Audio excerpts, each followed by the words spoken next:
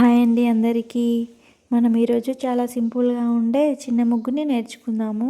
ఈ ముగ్గు కోసం మనం 3 చుక్కలు మధ్య చుక్క 2 వచ్చే తీసుకోవాలి. నేను వీడియోలో చూపించిన విధంగా నేను ఎలా వేస్తున్నానో మీరు కూడా ముగ్గుని చూసి నేర్చుకోండి, అలానే వేయండి. చాలా ఈజీ ముగ్గు, అందరు తప్పకుండా నేర్చుకోండి. వీడియోని చివరి వరకు చూడండి.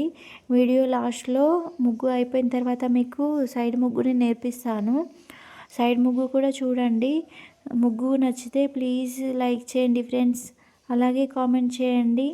నా ఛానల్ని సబ్స్క్రైబ్ చేయండి ఫ్రెండ్స్, అలాగే మీ ఫ్రెండ్స్కి షేర్ చేయండి.